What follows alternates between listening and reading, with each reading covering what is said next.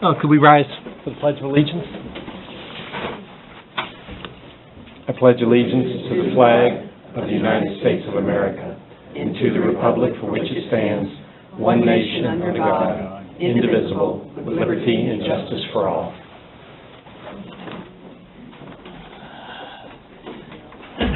Roll call, please. Mrs. Frederick? Here. Mr. Coleman? Here. Mr. Robinson? Here. Mr. Sanders? Here. Mrs. Gillette? Mrs. Schrader? Here. Mr. Spears? Mr. Sullivan? Here. Mrs. Holman? Here. Okay, thank you. A reminder to please silence your cell phones. And this will be your first opportunity for public comment. All comments and questions will be addressed to the President. Board and staff members will not normally respond to comments or questions during the meeting unless recognized by the President for this purpose. Comments will be limited at the discretion of the President to 5 minutes or less. Do we have any comments? Okay. You have the minutes of the regular monthly meeting of February 24th. Are there any corrections or changes? Then I think they can be approved as submitted. And the board met prior to this meeting in executive session as permitted by Section 707 of the, for the purpose of discussing matters of personnel. No official action was taken. Dr. Williams. Good evening. On tonight's superintendent's report, we have two items, both of which are important. One, I want to give you a little bit update about coronavirus and what the local community is doing in relation to that. Today, I attended a meeting up at Hershey Med to hear from some infectious disease doctors. They run that unit at Hershey Med. And we didn't hear anything new about what we're doing, what we should be doing, because we're doing it already as far as disinfections and whatnot. In the report there, I have a little graph there showing attendance since the high water mark of January 23rd. You can see that the attendance absentee rate is trending down.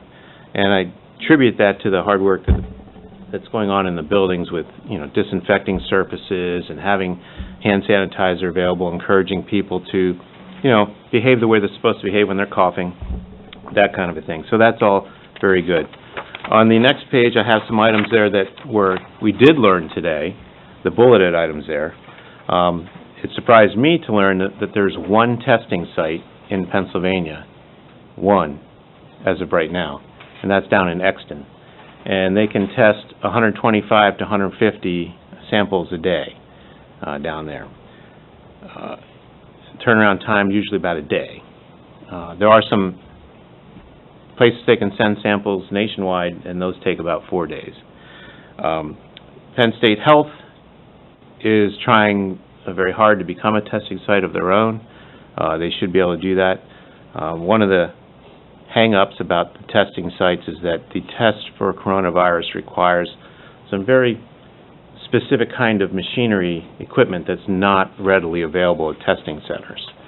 So Exton's trying to get more, and they're forthcoming, supposedly, and Hershey Med is trying to get some of those as well so that they can test. If Hershey Med gets those and is authorized testing center, they're going to set up a drive-through testing center where I guess you pull up, you roll down the window, you hang out your arm, and you give your blood, and then you move on, which, makes all the sense in the world. It truly does. But that's literally, yeah, that would be good. That would be really good.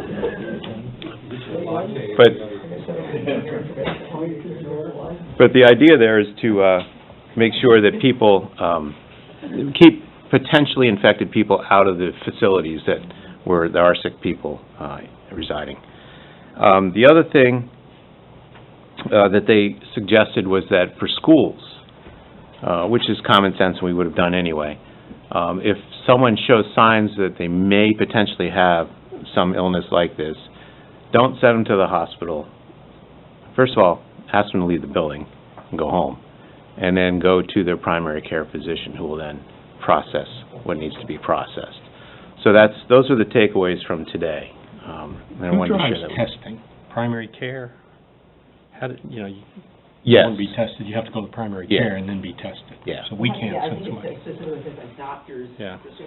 I guess you could go to an urgent center too or something. Sure, there's doctors there. There's doctors, I don't know, I'm just. And for those who don't have a primary care physician, that would be a good place for them to go. Yeah. And our nursing staff is prepared to advise people appropriately on this kind of thing. We haven't had anybody, please don't get the impression that we've had people that exhibited signs of coronavirus, because we have not. But just in case it ever comes our way. So, all in all, I think we're doing pretty well, trying to mitigate a potential problem, and we'll keep at it.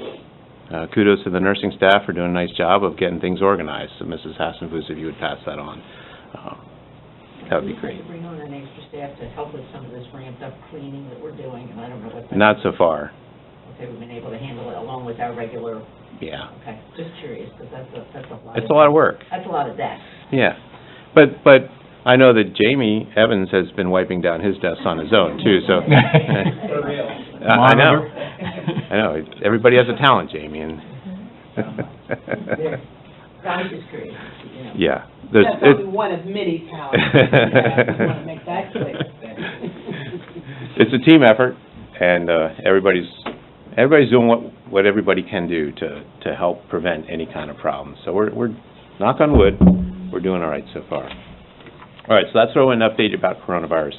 The other item on superintendent's report is grade level realignment. We have 30 minutes set aside for conversation on this issue. And in a nutshell, I have some stuff on the paper there that you can look at while we're talking. But in a nutshell, we're looking at a secondary campus as a suggested option for consideration. And that would be grades 7 to 12, which would incorporate the current Valley View with some kind of connector piece. And that connector piece would have facilities that would be shared by both the middle school and the high school. So, for example, it wouldn't make a lot of sense to have two nurses' offices, for example. Have one nurse's office that serves both sides. Cafeteria, have a kitchen that's in the middle that would serve both sides with eating areas, one eating area for the middle school, one eating area for the high school, instead of having two kitchens. And things like that. How that would all unfold, that's a lengthy conversation for another time. But that's in a nutshell how that would work. Okay, so that's a secondary campus. And that means that the middle school would not have 6, 7, and 8 in it anymore, so we'd be looking to have an intermediate building in that building for grades 4, 5, and 6. Because philosophically, most of us on the administrative team, in fact, I would dare say all of us, feel like 6th grade is an elementary grade as opposed to a middle school grade.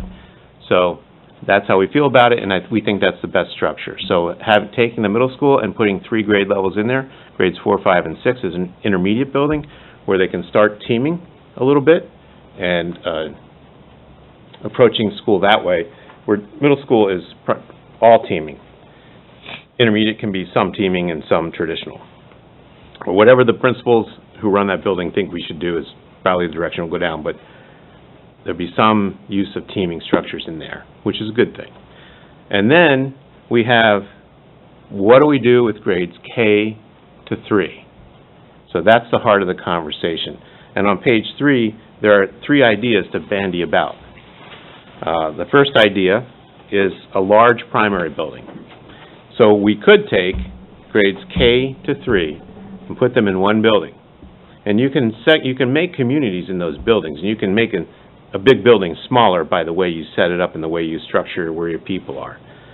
That would be a large building. We're probably talking about 920 students. So that could be viewed as a downside. Again, it depends on how you structure the building and how the teams are set up, or how the teachers are set up, and what pods and those kinds of things. There are ways to make it more of a community inside a large building. So it could be buildings within a bigger building. Now, that takes full advantage of the academic advantages and the financial advantages to putting all the grades in one building. So that's the way to get the best bang for the buck, not just financially, but also academically. Idea number 2, instead of having one giant building for grades kindergarten through 3, could have 2 separate primary buildings, one for east side, one for west side, something like that. But you're not getting the full advantages of grade level realignment at that point. Would each of these be K-3 schools? Yes. Yep. And then idea number 3 is kind of a hybrid of those 2 approaches.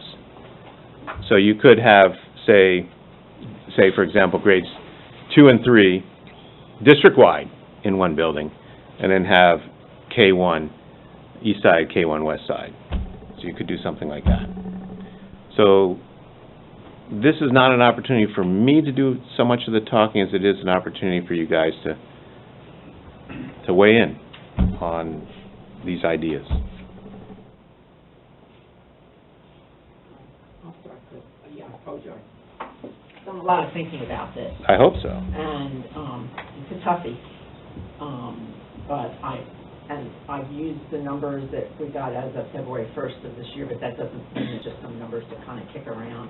I have always liked the idea of the K1-2 buildings, which they are our newer buildings, more recent, keeping both of those so that we keep the kids in their neighborhood, so to speak, even though some children travel a little bit further and not everybody gets to. I think of a lot of walkers at Yorkshire, but there's as many kids getting off the buses as there are walkers, but they're on that side of town. And then I keep thinking about putting 3, 4, and 5, 6 in separate buildings, because we talked about aligning them, and we would use East York and Indian Rock. Indian Rock is very near and dear to the people that live on that side, although it's not a neighborhood school, children from the same neighborhood tend to go to that school. I have no idea what this would cost in transportation or anything. The numbers seem to work out just numbers-wise with kids. I think they are the two buildings that are the easiest to add on to, if we decide, and I think that was part of one of the architects. I think Gilbert talked about that in one of their reports, that we could add on. We have the land at both of those buildings, that we could put new wings on with gyms and classrooms and things like that to help it. I prefer to keep K1-2 and not bring the third graders in. I want the little kids to stay little kids as long as we can possibly keep them little kids. So that's 3, 4, 5, 6. If you take 6 out of the middle school, then we have a middle school of 7 and 8. It's more than large enough for 7 and 8, but maybe it gives us some space that you're talking about, needing space for administrative offices and things like that. It also needs some work on science labs and some of these other things, there. But I kind of like 7, 8 there. I'm at what we call our middle school now, and initially it was a 7, 8 building up until 1983, I believe. So that's a possibility. And then the high school here needs some real work, 9 through 12, not just the swimming pool, but I think we have a science wing that is almost archaic and really needs to be redone. Take down the 1-story and put up a 2-story on the same footprint. We wouldn't change the impervious surface, which might appeal to the township more than some other things, with runoff and all the other things that they're thinking about, but I kind of like that idea that we do that, we get rid of that horrible room 160, which has never been something that I'm thrilled with. We could put something at the end of each of the hallways, but you could pick up a lot of new classrooms within the 2 stories that I think we are obviously going to need. Looking at all these buildings, I can't always tell from looking at your monthly reports. There's like reports of 2 people, 3 people, and I think this might be the autistic room support staff and some using full classrooms. I don't know. 2 students here, 3 students there. I'm not 100% sure of what that is. But I kind of like this. It keeps the buildings that we have, gives the children an opportunity to stay on, for lack of a better word, on their side of town with the people. Yes, there's going to be some crossover. If you're 3, 4, then you go 5, 6, somebody's going to wind up going back and forth. But I kind of like the idea. So I throw that out as, just having looked at, that might be like a hybrid or a 2, 3 or somewhere in there. I'm not exactly sure. But I certainly think that it would keep all of our buildings. I hate to give up a building. I'm so very pleased that we never sold Valley View. That was one of the best things that we did. Yeah. And that kind of thing, and we held on to the old Yorkshire as long as we possibly could, and then we're able to replace it. Believe it or not, it's 10 years ago since we built that building, so, yeah, the time flies when you're having fun, so it is. So, anyway, those are just my ideas that I throw out as a potential, somehow to, maybe as a compromise or things like that.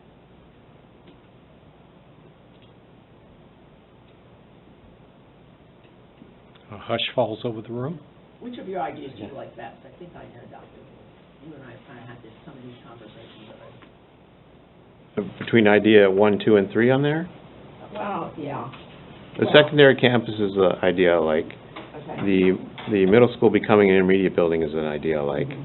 Beyond that, I see the benefits to the the three ideas that are laid out there. I can see the benefits and drawbacks of each of them. So if you look at idea 3,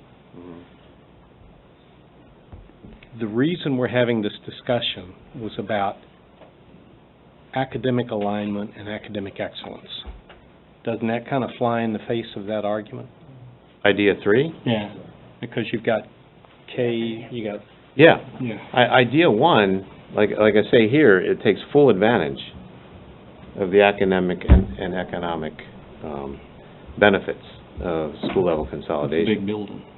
It's a big building, that's what I said, there's drawbacks and benefits to all three of these.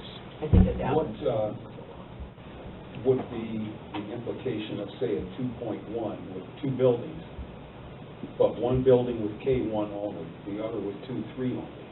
So you get the benefits of true realignment. You still have a 4-building, or say a 4-campus footprint. Yeah, certainly, that's why we're having this conversation. What do you gain? Well, you keep all You the get, kindergartens. you get all of them Look at together. that 3, option 3 breaks them up. You've got K1 in 2 different schools. I understand your point. Okay, gotcha. Because, you know, as we wrestle with this, one of our original arguments was this is about improving academics.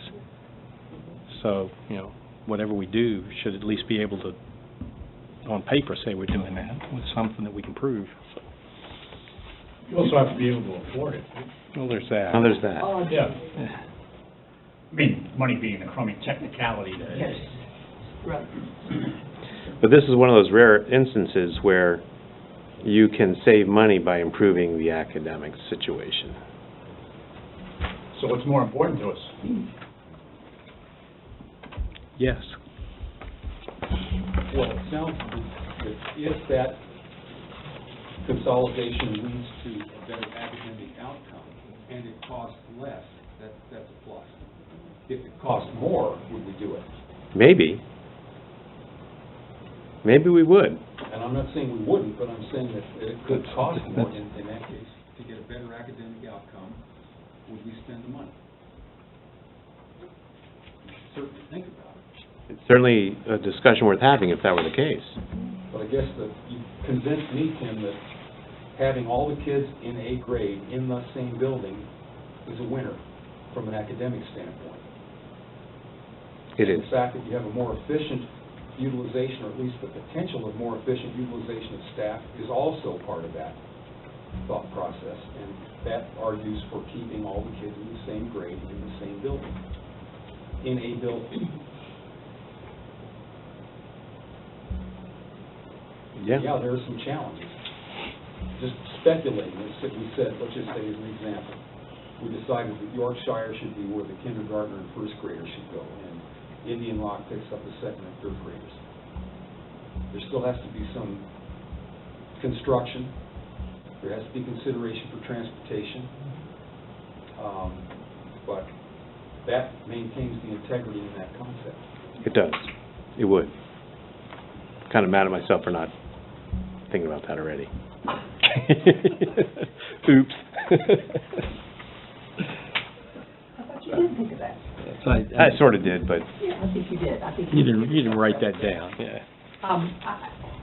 I've gone on record and have said before that our littlest learners are the ones I'm concerned about. And of the choices given, and I just would need, I'll phrase it this way, I would need strong community support to advocate for busing the little ones to one side or the other side of the district. And I think we're going to get major community pushback on doing that. I might be wrong. I'm sure we'll go to the community and have, community meetings to discuss this. And I would need, in order for me to support the true larger buildings, to have all of the kindergartners and first graders on one side or the other. For me to support that, I would need to know that there's community support for that. And I might be surprised. But right now, my gut says that families aren't going to be supportive of that, and I would be supportive of the hybrid, where we have K-1 on this side, K-1 on that side, and then when they're ready for second grade, then they can be consolidated. That's just where I am. So, I agree with your concern about our youngest learners. And I'm going to blow your whole plan up because I can't go beyond step one here. But the solution that gets grade level K and 1 aligned and not traveling the whole way to one side or the other of the district is the one that we had, which is sitting right there and is now a bigger building than it was. It was a K-1 building, it was expanded, and we have multiple classrooms not being used for our purposes in that building. That building, I think, could handle K-1 with minimal renovation.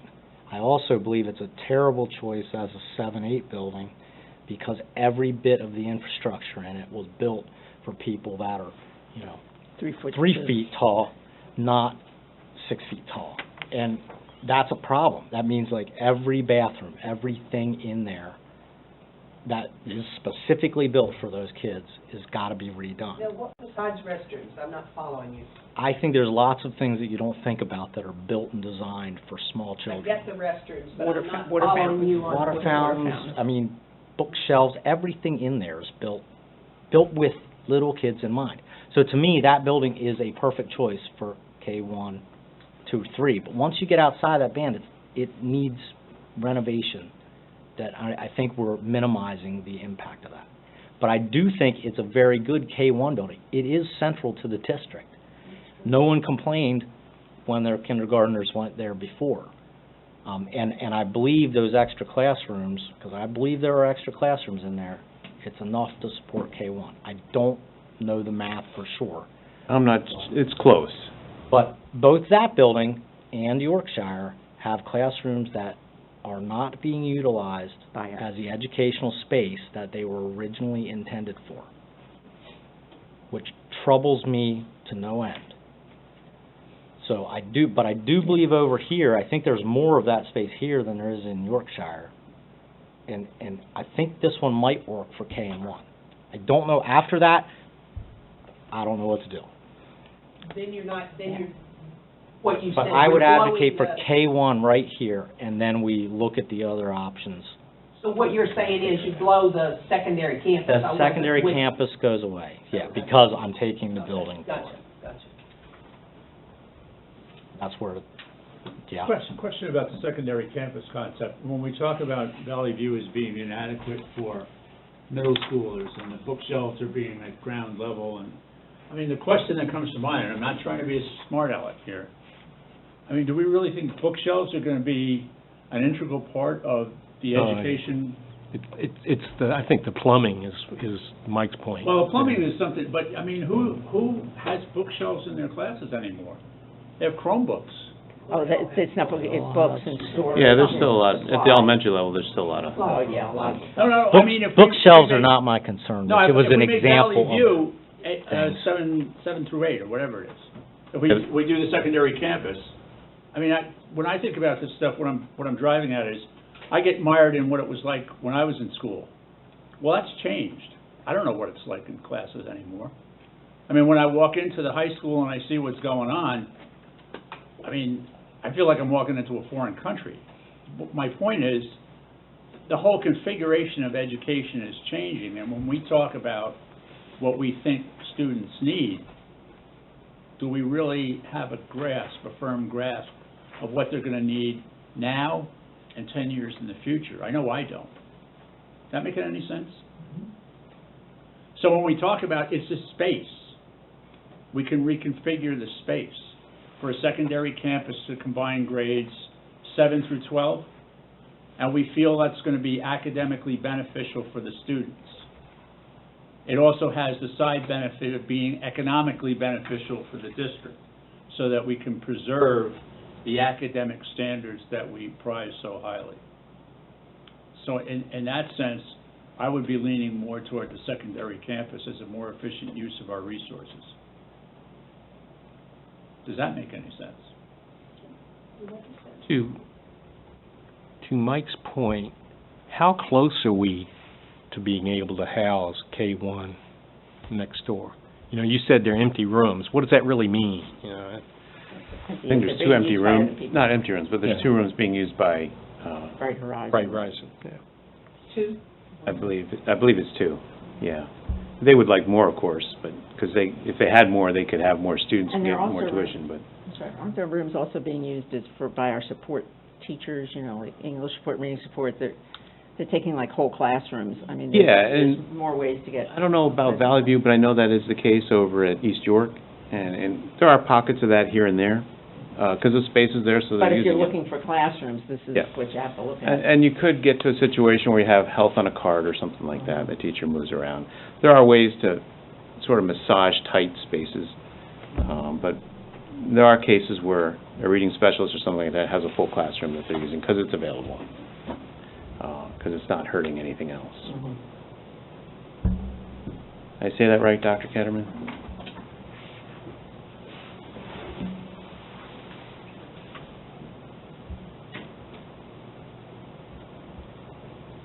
When do you believe we might be having some community meetings? After we've organized some of these thoughts that we've expressed tonight about Right, consideration? right.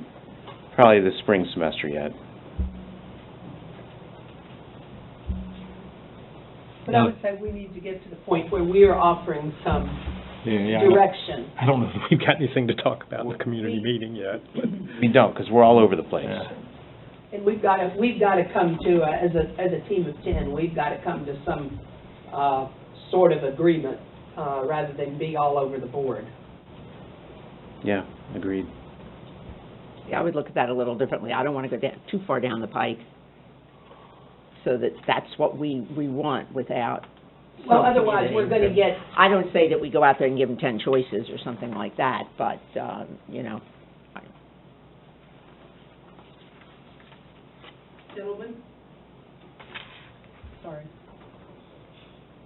For what? being Boston. Uh-huh. You're a phys ed teacher, right? I was. Well, there you go. So a smaller number of buildings, each containing a larger number of grades, would be, other things equal, more resilient to bumps in enrollment. It would. Very clearly, it would. It wouldn't be a shock to anybody to hear that I have never been completely satisfied with the idea that there could be any daylight in the educational environment or outcomes depending on which side of 83 kids live on. So, something to think about. But there are other equities that we have not heard from, and I'm sure we will at some point. So,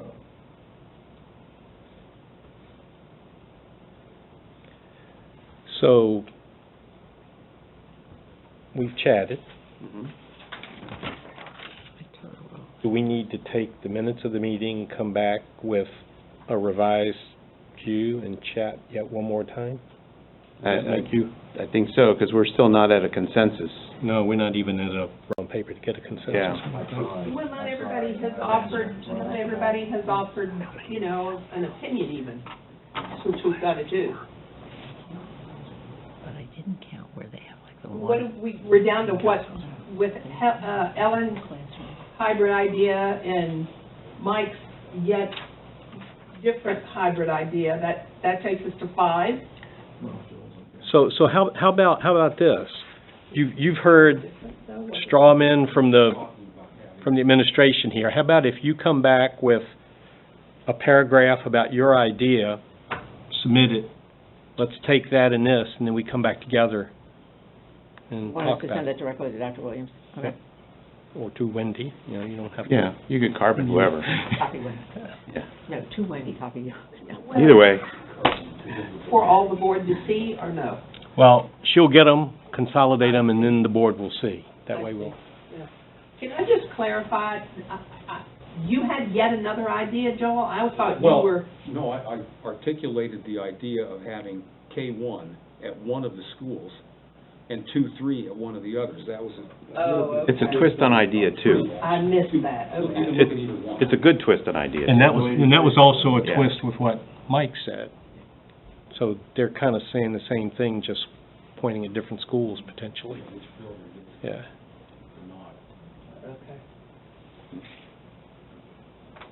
Okay. Ask you one thing on the monthly enrollment that you give us. There are some classrooms at Yorkshire, East York, the 4 primary buildings, have like 1 or 2 people listed in that class. Is that like a whole class? No, because you have multiple, it's a special education room, multiple grade levels in that room, so you got to add up.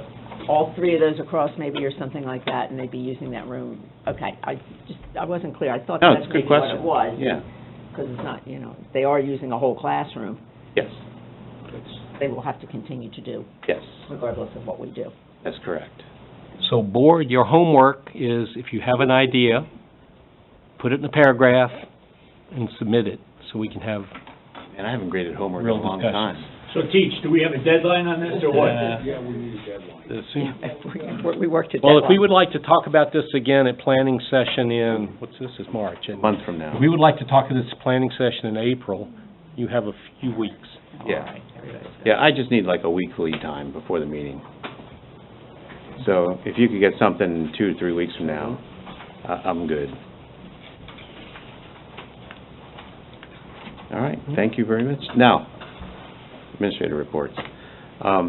Dr. Gully, would you like to go first? Or- No, Okay. it's past the buck. Ah, Oh, the only one? oh, it's a combined, because Miranda covers K-12. I'll just stand here if that's okay. I'll be talking to someone's back regardless, so. I think mostly everybody knows who I am, Student and Family Services Coordinator for York Suburban, but I introduced myself as a school social worker. So I kind of had a little bit of difficulty trying to figure out exactly what it is that you wanted to know, what I could update you on, other than there's so much to do with not enough time in a day. But I wanted to kind of encapsulate all of the things that I am doing in combination with some other people that are helping me to facilitate, make this work. It definitely is a community approach. The things in yellow are the things that are taking up more than all the time that I have. And that's a little bit concerning to me, and I'll kind of get through that in a couple different ways. Part of what I really presented as being a social worker is being able to have that community school collaboration, going into the homes, visiting with our families, kind of really, enmeshing. And compared to last year to this year, as I'm like getting more into the classrooms, the community, our parents, my home visit time and availability has kind of like sort of diminished, which is troubling to me. My ability to food delivery is getting harder and harder and harder just because how do I allot time in a day? We have at this time 34 students in foster care, and that's K to 12. It does not matter which building you're in, which area of town you come from, who your parents are. It stigmatizes everybody. There is across the board. At this time, we have 22 families that are considered homeless by McKinney-Vento definition. Now, that I did not get the actual number of students because within a family unit, I do, they could be pre-K, 2 years old, up to, 21, still in college. So that's the number of families that I'm currently working with. And when you look at homeless, it ranges from students that are unaccompanied, that's most of my high schoolers, that it's not a safe living environment with mom and dad, or mom and dad are incarcerated, or they died of a drug overdose, and they're living somewhere else unaccompanied, grandma, grandpa, another friend. I have a lot of kids that are requesting to move out of abusive homes and situations, and they, by law, are allowed to do that. And I have very little wiggle room when a family or a student, discloses that they would prefer to be unaccompanied. Also, a lot of our families are doubled up. Since I've been here, we've had 3 pretty traumatic house fires, where we've had to relocate families, which is really kind of unheard of, I think, in a school district that it's kind of, boom, boom, boom. And they lost everything, not just, kind of a small kitchen fire. They literally have no housing to go to. School triage, I put that on there. The middle school is probably the worst right now for me, just I kind of spend a lot of my time, but when I walk in there with the intention of going to an hour-long meeting, it's rare that I ever leave. You know, Miss King, Miranda, Miss King, kids in crisis, kids alleging abuse, collaboration with a lot of teachers and faculty on, you know, how do we assess this, what do we implement in the classroom, how do we handle family, if we have parents coming in for an IEP that are historically rather difficult, I'm, you know, reached out to kind of help triage how we mitigate crisis. I'm also trying to work with staff on how to understand kind of risk management, especially our counselors, you know, what impedes other things to kind of triage some of those things that are happening within the building. Community outreach, I kind of tied it into my last talk. I've really tried to get out in the community through the paper. I was on a radio talk show. I led group sessions. I've increased the number of parents and community stakeholders that are coming. My last one, well, the nutrition one did not go over so well. I had 2 people there, but the one prior on depression and anxiety, I had 45 plus people attend, which I think is really good. So I'm really trying to get like the word out there on, you know, what we're doing and collaborating with those local agencies to try to get our kids in a little bit faster, really work with providers who are giving med management, crisis evaluations. Roots and Wings, we created that kind of brick and mortar classroom this school year to work on mental health, so I go in once every 20 days and teach emotional regulation. I'm pushing more into the classrooms in our high school. I did social relationships and interpersonal relationships with our high schoolers. I developed a district well-being assessment that all of our counselors and nurses have to assess overall well-being of any student, and they get a score, and then we created a flow chart that dictates what sort of intervention level is needed, whether it's a weekly check-in with a counselor, a referral to a mental health like therapy, like school-based PCBH, or my intervention because they need something more intensive in the community, or an immediate referral to crisis, or crisis comes to us. Trying to think, it's kind of everything. I've been kind of educating students more on mental health, finding ways to collaborate within our buildings and staff to help them kind of understand the importance of mental health and how to help, again, respond and reduce that risk while it's occurring in a classroom so it doesn't reach a crisis level. And then on the threat assessment team and trauma assessment team to kind of fully revamp how we handle a threat here in our district, and also how we handle trauma, how do we incorporate learning strategies in a classroom, not asking really to do anything new, but sort of adapt to the behaviors that are manifesting in a classroom that will benefit really every single student, not just a kid that has experienced trauma, but in today's world it's rare that you find a student that has not experienced some level of trauma. 10 minutes, I think it'd be a pretty good day. So, any questions on any of that? That's all I brought for you today, to kind of give an idea of what is going on. My wish every time that I'm here is another me. So I'll always say that every time I'm here. Like, I physically cannot keep up with the demand, because the more we do, and the more we unravel, and the more we talk, the more action we have to take. And it's just that all of that stuff is not really. I'm putting out fires per se. I'm not really making those long-term interventions just because I'm, you know, how many people can I help as quickly as possible, but I can't really get to some of the root level just because I'm spread across the district. So, yeah. I'm wondering if it might help the board, the guests here, to understand, but just take the first 2 that you had highlighted there, the foster liaison and homeless liaison. Like, as an example, what does that mean concretely? Yeah, so just the other day, I think it was Thursday, or was it Tuesday, whatever night I came in, really hot for one of our team meetings, and I was just very overwhelmed.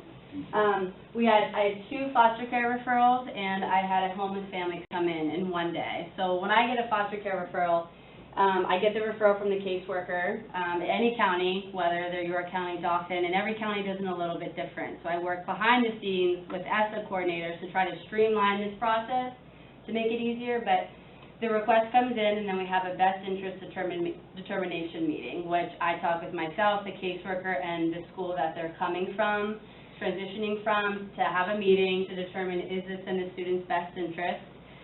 They move, they come here, I let the counselor know, they get the schedules, we treat them as if they were a new student, and then I try to follow them.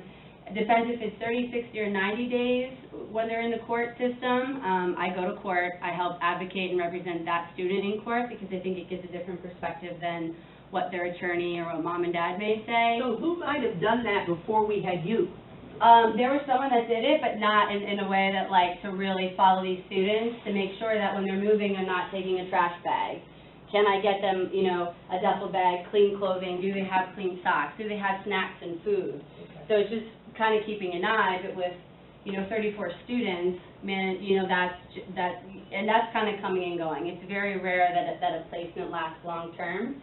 So if a kid blows out of a placement, they have the right, per the law, to remain here if they've done well academically, but maybe that placement isn't okay. And then I'm working a lot with Nick on transportation, coordinating how do we get them where they need to go. Homeless is very similar. There's a McKinney-Vento form. Any person can allege that they're homeless. I have to take their word for it, and then as we enroll them, get them situated, I usually make sure they have clothing, I take a box of food, do a home visit, and then kind of work with them on, okay, is it an income, you know, you're income insecure, do you need help finding a job, do you have a criminal record that we can look into, how can we help them become more sustainable? And then once they establish housing, they have the right to finish out the remainder of the year if it's in their best interest. So I try to follow those families as best I can. I've got a stack of red folders so that, you know, I try to call in between everything else, and then I send out letters usually in June asking the families to follow up on their housing status, and then if I don't hear from them, they have until a certain time to get back to me. If not, then we'll withdraw. But that's kind of how the process works. So, Thank you. mm-hmm. So if there were more of you, Mm-hmm. would you be doing any different things, or would you be doing these same things at a higher level of detail and follow-up? So, again, in my dream world, in elementary, close your ears, my dream world is middle school, high school, the secondary level, so I would love to be able to really focus and ingrain, you know, on kind of that population and second person, really enmesh with our younger kids. I would hope that one of us would take foster care, the other would take the homelessness. My hope for the Let's Talk is that we would collaborate and co-present on presentations, that I wouldn't have to be on every district level team when it came to anything mental health related. We could kind of split and tackle, and then, you know, have our own individual meetings to kind of collaborate. There's a lot of phone visits that I'm not always comfortable going to, depending on the nature and severity of what is involved with that student, so just having a counterpart to kind of tackle some of those. Just really another set of hands to really be in the classroom, really educate the staff, and kind of really like get on, you know, one-to-one. There's still so many faces in this district, and I'm like, I still have no idea who you are, just because you see so many different people. But I think by reducing, it would be easier to really engage, I think, a little bit closer. Okay, thank you. Mm-hmm. When you have to refer a student for outside services, is there an average turnaround time to be able to get them an appointment? It was a loaded question. Yeah, and the short answer to that question is yes, and it's not quick, which is why I'm trying to implement some things in our district that we can help kind of bridge that gap to reduce the number of kids that are going into crisis, to reduce the number of referrals to a partial hospitalization program, to reduce the number of RTFs. Because every time a kid leaves and comes back, it's like you're starting the wheel over, and it just perpetuates that trauma and that concern. The issue is the wait list, anywhere from 4 to 6 months if you're lucky for a med management appointment. PCBH, thankfully we have them. There's a quick turnaround, but it can be a couple weeks. The issue that I've been running in most is the students that need those services don't have the appropriate insurance to get those services. So I've done an influx of MA applications recently. In that process, I'm relying on the county assistance office to make that approval.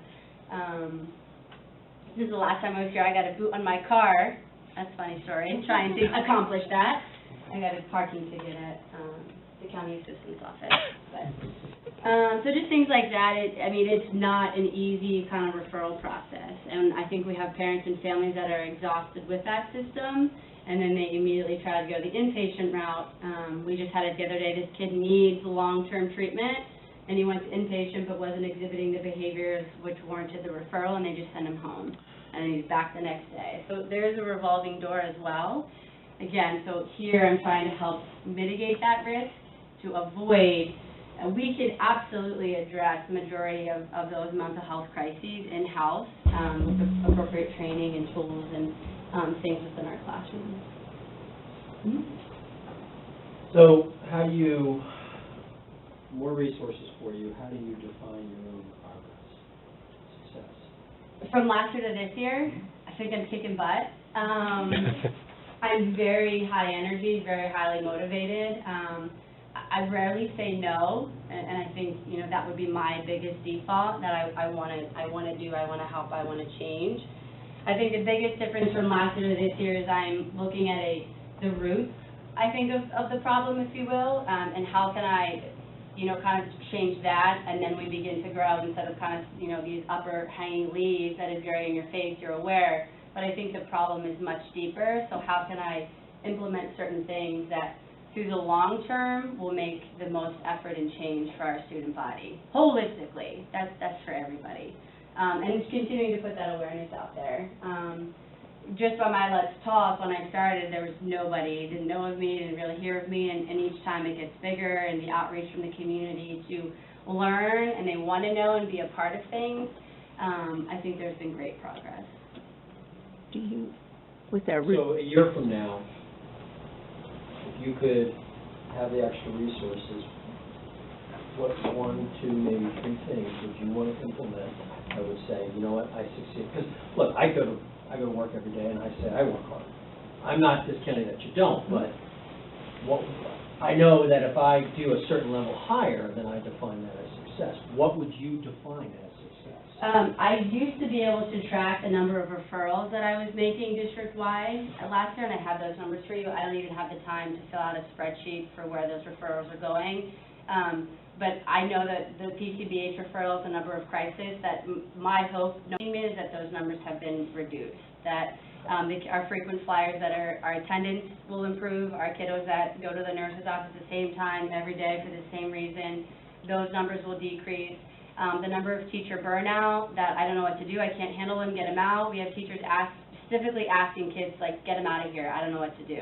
So to me, progress will look like that those requests and numbers will drop significantly, and also the number of kids presenting to the guidance counselor for that crisis level intervention, that it's just kind of a quick check, and it really feels like very heightened, like chaos, and I think it's sort of a culture you can feel in each building, and it's very different, and I think staff is a great indicator of that chaos, and you can feel it when it's like a good day versus bad day, and when things have kind of calmed and settled. I anticipated that when I came in, because I like to ask those questions about mental health. It's not going anywhere, and it's very significant. So when you ask, you have to do. So I think it will be some time before we really see the numbers shift, per se. But I think we can be doing more in a greater way that's much more intensive, without just putting those quick fires out. I can really be involved with those families that need it. with your roots and wings at the middle school with Dr. Rodenberg, get any feeling how it's going? And maybe it's too early. I know it's only been since the beginning of the year, so she's probably, I don't know, in her second or third group of, fourth group or whatever it is. Well, they rotate every 20 days. Yeah, 20 So I think this is her eighth, I think this is the eighth time, seventh group I'm going in on the 17th. I think they enjoy it. I think they like having that time to really like kind of decompress. However, they're very uncomfortable talking about how they feel because I don't think they've ever really been asked. When they go in, they're asked to check in and check out, do a mood meter and really connect with how they're feeling every day.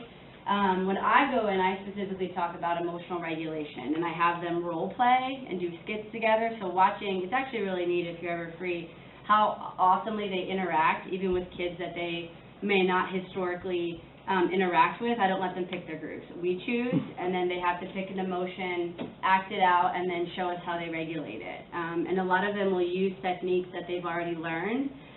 The one afternoon was on a Friday. She always does like a conflict circle, where the kids can anonymously put in how they're feeling in a hat, and then she pulls it out and they talk about it, and the kids work collaboratively together to give advice or ask questions. And we've had kids that have disclosed, I'm feeling suicidal, I'm feeling doubt, what do you do when your parent doesn't talk to you? So these kids are really opening up about some really concerning issues, and have peer support, which has been really cool to watch. And Dr. Rodenberg is joining our May academic standards meeting to unpack the data she's collected this I was year. just curious, because we're into the As for first, that. I Yep. didn't expect to have a whole lot. I mean, it takes you a year or I've been in 18 months. communication As well with Miranda. So Will be interesting to see what happens when they come back for next year's round, Right. if they're any more comfortable Mm-hmm. in the setting or not. Thank you. I have one. In your ideal world, as it's stated right now, at this moment in time, there's a colleague that shares the load with you. In that same ideal world, how much, if any, of what's on the board right now should be done outside the school district? In other words, county level or some other agency that has a focus on mental health, in the ideal world? I mean, all of it. Like I wish when I refer to kids to a mental health provider, that they could get food, they could get clothing, parents could be educated on their, the psycho-ed on their child's mental health issue. I mean, all of it. I wish there was one place you could walk in. Here's the loaded question. and How walk much of out. it is in the mission statements, in your knowledge, in these outside agencies? In other words, they're not performing what they're supposed to perform. No, and None of that? you get a high turnover. That's the nature of the beast, if you will. I think the right people are in the field for the right reasons, but when you look at pay, I mean, when I started as a county caseworker, I was making $24,000 a year. That's not sustainable for the work. Again, ideal world. Yep. Let's go ideal world. Is it in their mission statement to perform some of these services? It should be, but it's not. It isn't. No, they're very specific. If your mission statement and you're advertised as a mental health provider, that's the service that you're providing. If they would come to you and say, I'm homeless, I need food, they're going to refer you to the food bank, or they're going to refer you to another agency. There's no real collaboration, again, that one stop. In today's ideal world, they don't exist collectively where you can walk in and walk out and feel holistically like a better person. You have to go to multiple places and providers. I mean, it's rare that if I would walk into a therapy session that I could go have my 15-minute med check with my provider. They're usually sometimes on separate days, sometimes separate places, because you can get in quicker at one place than another, so it's not convenient. They'll take your insurance. This person won't take my insurance. This one has a high copay. The food banks, you can come on the third Thursday of this month between this time, but maybe they're working or a single parent, they don't have child care. There is no child care at the food bank. So it's very difficult. And even when things are covered, like Medicaid won't pay for buprenorphine and talk therapy on the same day. Yep, or you're gonna take a med for 1,000 months, you know it's not working, but you have to do all these medication trials before they will approve something more, so it's not built to be conducive. And when I say community collaboration, I did go to, when Governor Wolf had his prevention platform team at the JCC to kind of talk about some of these things, I did stand up and rather aggressively explain my day when I got the boot on my car, how difficult it was for me as a provider, as a professional who kind of knows the system, and that's difficult for me. There's no way our families and our students are going to do it. They avoid, and I tied into the opioid crisis, that if I could easily self-medicate because I can't get access to my mental health, we're perpetuating that issue because we're not fixing, again, that root level of the problem. I would gather if I surveyed our students at the high school, the kids that are self-medicating with marijuana, there's an underlying mental health issue that's not being treated because mom and dad won't treat them or give them consent or insurance, so we have that epidemic because they're self-medicating.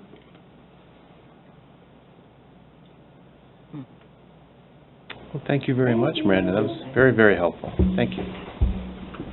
And that concludes the superintendent's report. Okay.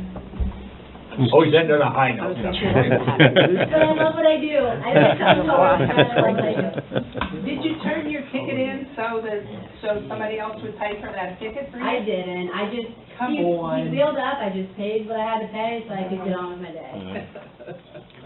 Mr. Chuli. You watched me. I was a clear target.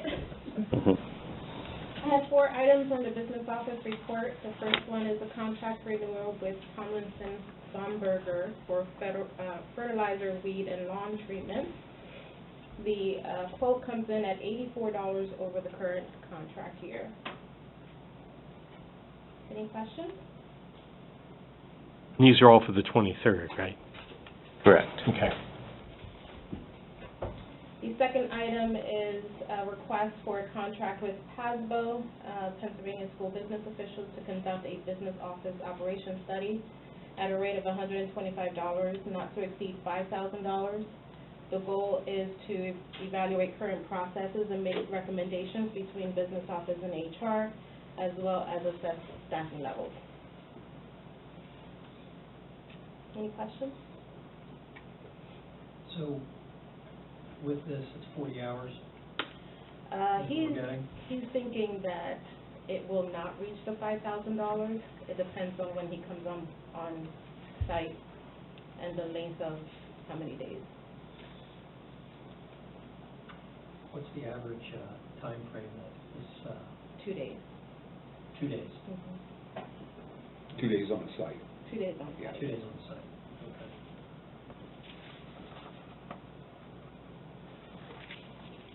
Thanks. The third item is the approval for the submission and filing of the Plan Con K related to the issuance of general bond obligations for series of 2019A, is the PD requirement for the refunding.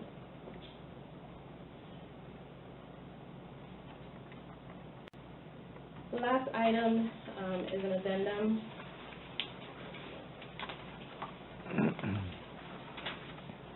And this is an amendment to the Lincoln Learning Network contract that was in effect at July 1st of 2019. It does increase the bandwidth, as you see in the motion.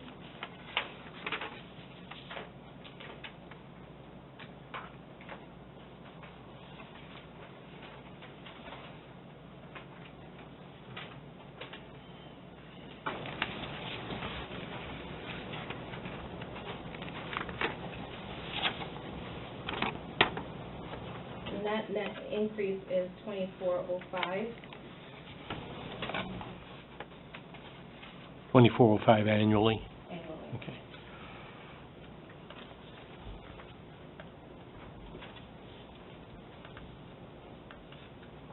Okay. Questions? Keep going. Item B is informational. There is a donation of $38.20 from Colonial Manor Nursing for Valley View Elementary Center. That concludes my report. Thank you. Are you covering for this guy? Or? Yes, I think I can, if you give me just a second. Okay. We'll talk slowly. Okay. All right. Ms. Geyer sent her report as she's busy prepping for next weekend, swim meet.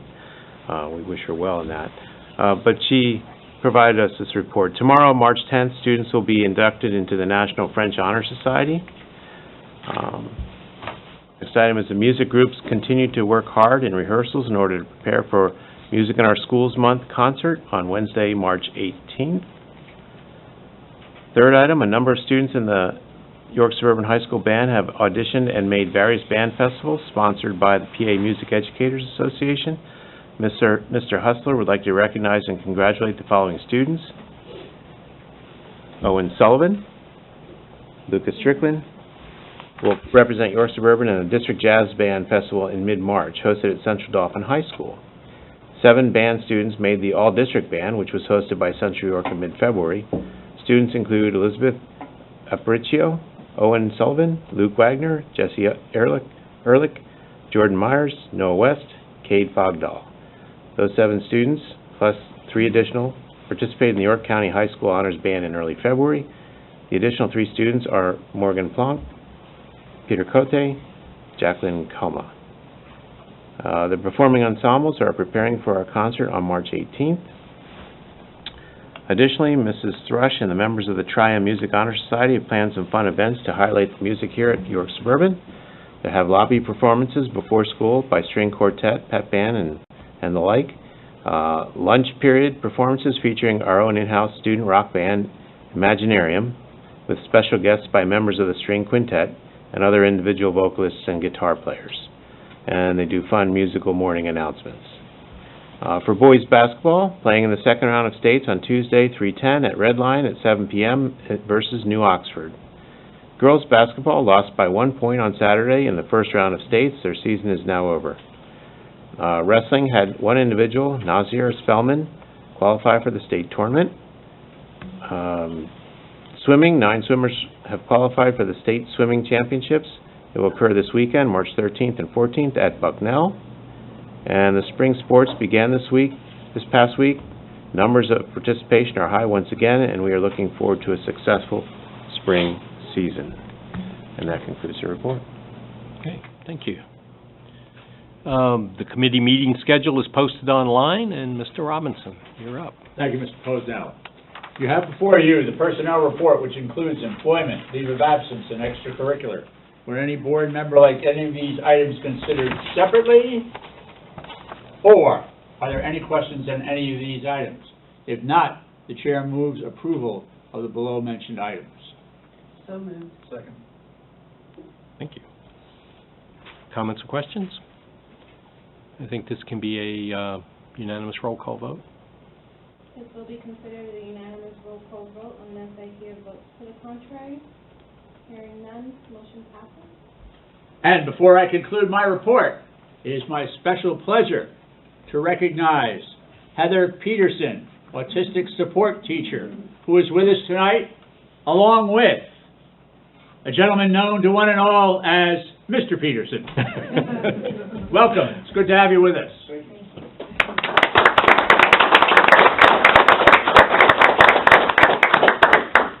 And that concludes my report. Okay, thank you. Well, keep going. Legislative update. Legislative update. Well, man, where to begin? Mr. Sears and I will be attending a spine-tingling sectional meeting on March 18th in Mechanicsburg to hobnob with our fellow members of PSBA from Section 7 to discuss the intricacies of property tax reform and charter school reform.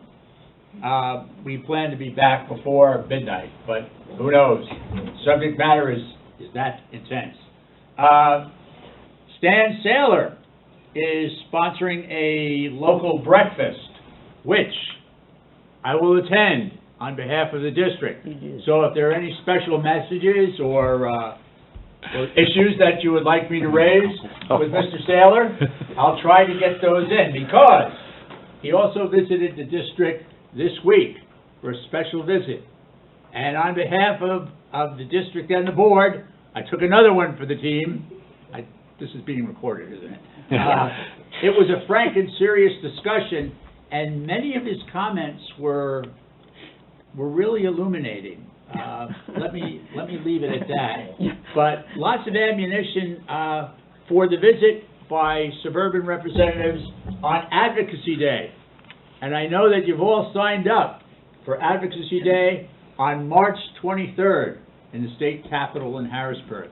Mr. Saylor will be among those representatives and political officers that we will be visiting that day. So once again, if you have any messages that you would like us to deliver, we would be more than happy to do so. And that concludes my report. Thank you. Can I just add one addendum? I am slated to be at that meeting on March 18th as a member of the Charter Task Force, PSBA's task force, and I have word today it may or may not take place on the 18th. I think they're looking at some attendance issues or something, and they may reschedule, but you would hear if you've signed up, but I may hear, I will share with you whatever I hear, because they've asked members of the task force to get to some of these different sectional meetings. Well, I'm sure if they know the three of us are coming, Ellen, they wouldn't dare cancel that. They'll That's count, the case. they'll count on, they'll count on. Well, if they do, they'll have somebody to answer. There you to, go. Won't they? There you go. Yes, they will. Okay, now that concludes our report. LIU, Ms. Farry. You have before you the Dawn's Early Light Report from the LIU Board. I encourage you to read that at your leisure. I really don't have anything from the Joint Operating Authority. Our meeting is coming up the end of March. We only meet quarterly. York Adams Academy. You have before you the board briefs of our February 25th meeting. And as of last Friday, I can tell you we have 14 of our 15 seats are occupied by suburban students. So that concludes my report. Thank you. York Adams Tax Bureau? No report. All right. York County School of Technology? Yes, just a couple of things. I would also encourage you to take a minute and review the mini board report that is linked there. Pretty normal business has taken place, but encourage you to read that.